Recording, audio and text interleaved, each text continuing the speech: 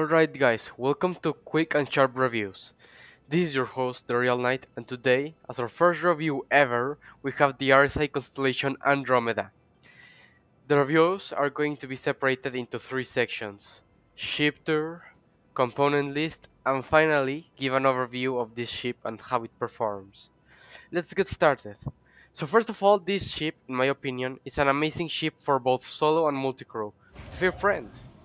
With a minimum crew of 1 and a maximum optimal crew of 7, this ship offers great versatility when it comes to being a jack of all trades.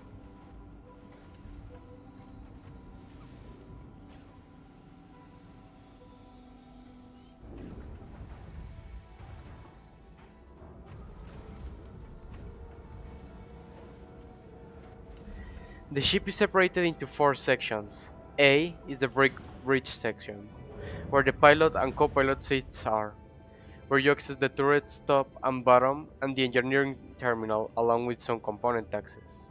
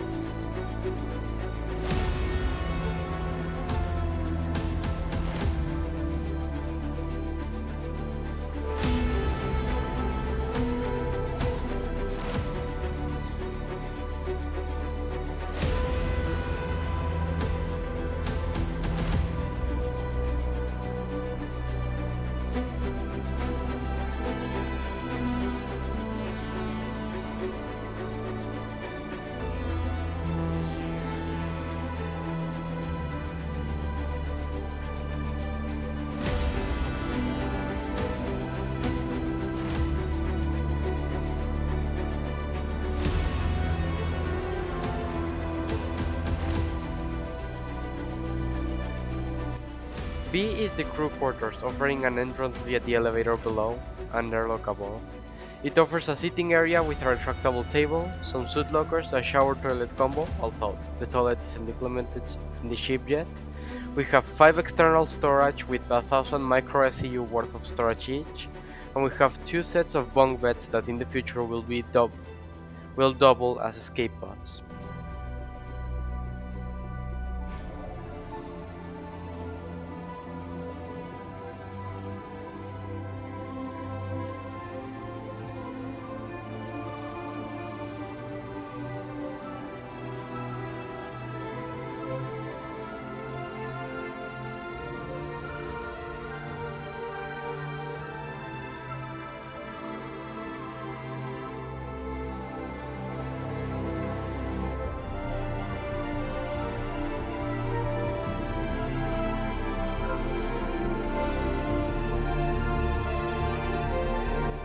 Moving, moving back, we find ourselves in section C.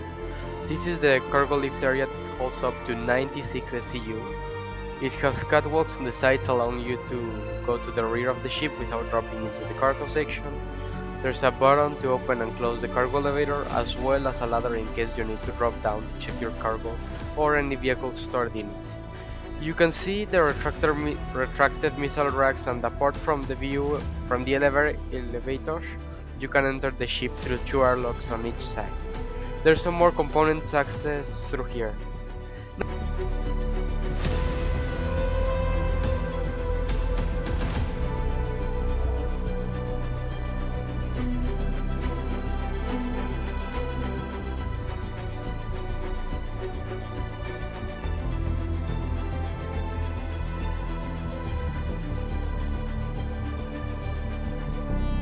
Now, onto the rear of the ship we have section D, which is split into two parts. The first one you'll find is a small hallway where you find more components, a fuse relay, and moving on into the very back of the ship we have the P-52 Merlin Bay. The Kruger Industries P-52 Merlin is a small snow fighter bespoke to the Andromeda. It can be docked and undocked from the ship and will always be docked when you claim the Andromeda.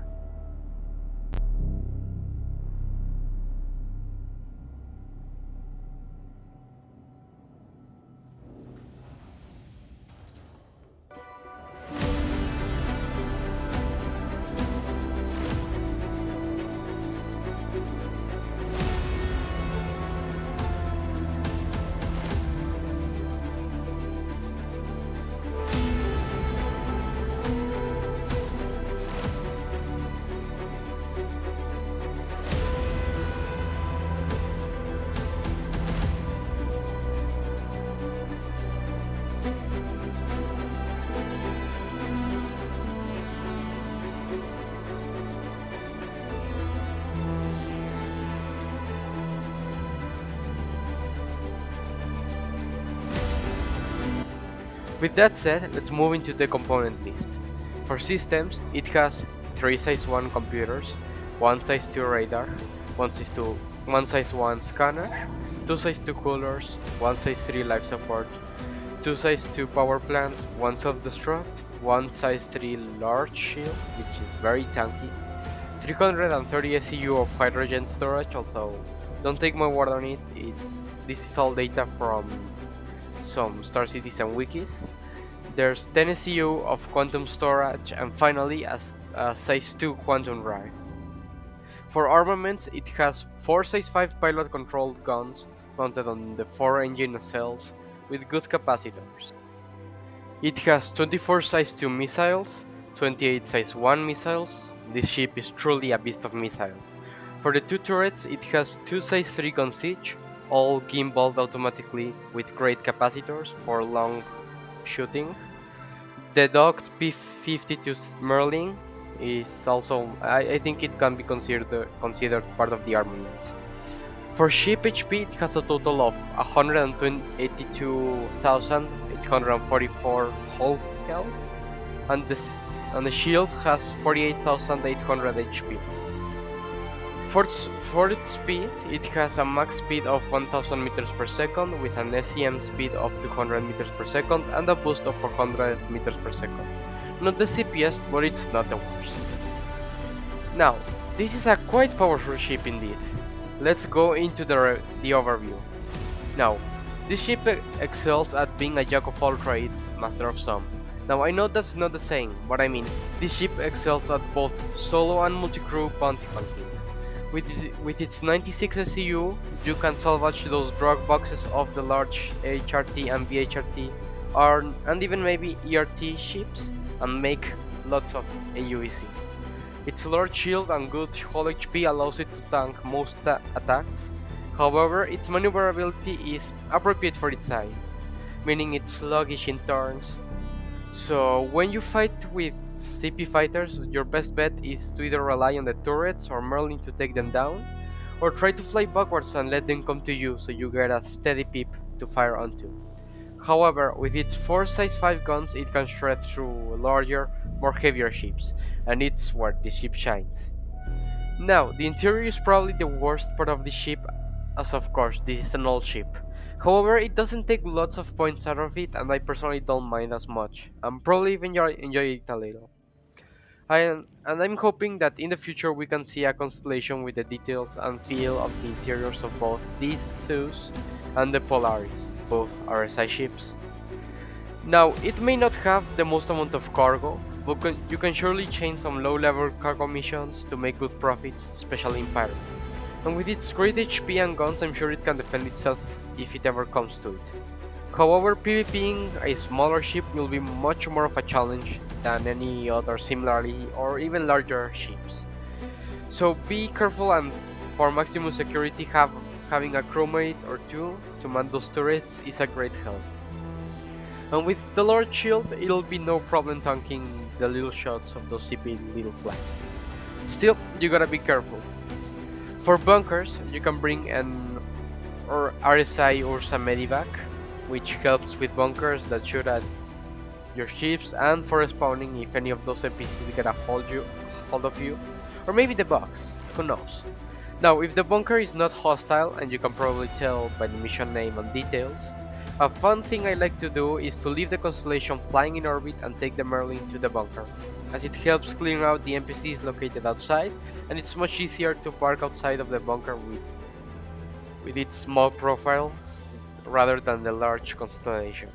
For mining, it can hold a rock and a rock DS, which is pretty helpful, and it allows you to make a good amount of AUC. It can hold a Fury and maybe even two in its cargo bay, allowing it to act as a micro-carrier of sorts, which is nice if you're planning on fighting with a lots of enemies both small and large.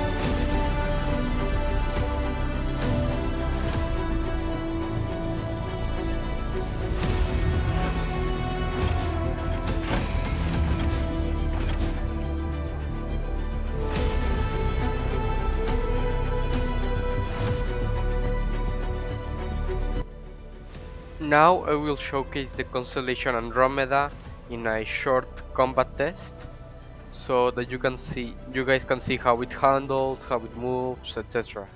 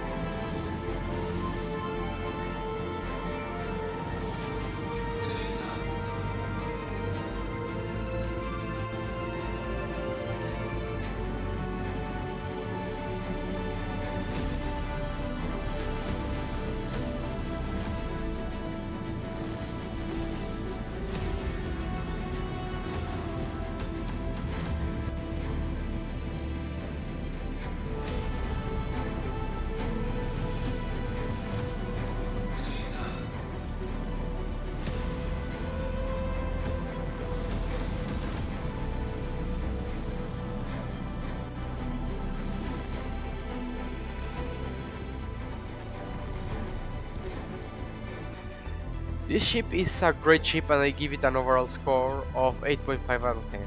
I would place it higher if it was fully up to date, but it's been getting recent quality of life changes and I think soon, well, at least we'll get a good version of the ship. I hope soon, before it gets reworked. Overall, it's a great ship and it's my personal favorite ship in the game. The next review will be a short review of the P-52 Merlin Starfighter. I do not ask of you to like or subscribe, but if you like the review, you might consider subscribing to see the hopefully many more to come.